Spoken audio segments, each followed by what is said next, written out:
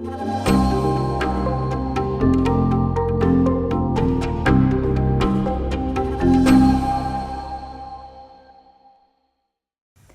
Catriella Friedman, and I'm sitting here today with Jonathan Mervis, who for the last decade has been a senior lecturer in social entrepreneurship and education at the Hebrew University in Jerusalem, and really for the last 10 years has developed a language which is a basis for the education that he gives to his students on entrepreneurship and in education.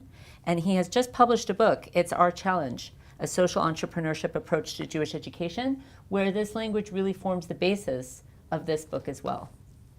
I'm Catriella Friedman. I'm director of PJ Our Way, which is a program from the Harold Greenspoon Foundation. And I am very much an entrepreneur who has learned a great deal from Jonathan and from the concepts that we're going to be talking about in these segments. And so I've really appreciated that escalation of thought that I've gained from his teaching. So we're going to start now by talking through some of the concepts that really form the basis of this lexicon for talking about entrepreneurship and education. And I want to start with the concept of social need and social vision. What is the difference between social need and social vision? So if we can go back a bit, I think the real question is, what is social entrepreneurship? This is true. Social entrepreneurship is the strategic goal, endeavor in which to make this a better world. The classical example of a social entrepreneur is Muhammad Yunus, who received the Nobel Prize for developing the Grameen Bank, which, because of the microloan system, enabled millions of poor in Bangladesh to receive a loan which they could not get at the bank. And because of this endeavor, Muhammad Yunus not only enriched the personal lives of these individuals, but bolstered the economy of Bangladesh, and as such was awarded the Nobel Prize. However, this is only one facet of social entrepreneurship. In this facet, again, let's not underestimate what this means. In order to solve the world's problems, one really needs to understand what the issues are. One has to have a long-term sense. One has to be aware of sustainability, the issues of personnel, the issue of who the target audience is, etc. However, there's a completely different facet, and that is in which we are trying to spread a vision. When I talk about a vision, I'm talking about a vision motivated by values. These could be democratic values, these could be capitalist values, could be socialist values. And it's the second realm which actually grabs my attention. Because the first realm, the social entrepreneur, is trying to work out all the time how to respond to the need and how to look for a solution. In the second realm, what the entrepreneur is trying to work out is how to perpetuate a vision, how to find the market share for the vision. And as such, the paradigms and theories which make up the general lexicon and bibliography of social entrepreneurship do not really apply. And why is this so important? Because so many of our Jewish endeavors are not really about responding to needs.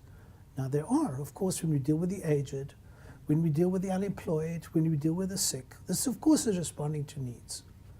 However, by and large, our Jewish federations, community centers, educational bureaus, what they're investing is spreading the social vision, finding a market or trying to create a market for Jewish continuity and the Jewish future.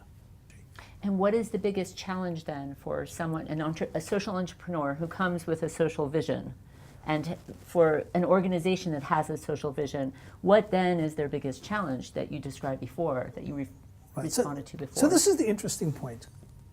Their challenge is, as I say, finding market share.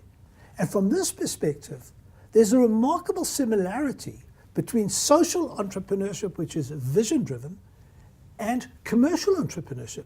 Because in the commercial world, ultimately what the entrepreneur is trying to do is, the entrepreneur develops a product, develops something and is trying to create market share. And from this perspective, because the social vision entrepreneur is trying to do something similar, it is my perception that if we want to find paradigms which will address what we're trying to do, instead of looking at the traditional social needs entrepreneurial literature, let's rather look at the commercial literature of entrepreneurship, and I think those will address and help us address our challenges. Can you give an example from the Jewish world, currently from Jewish education, where there's been an example of a social entrepreneurship program or project that really takes into account the social vision and understands how to address the market?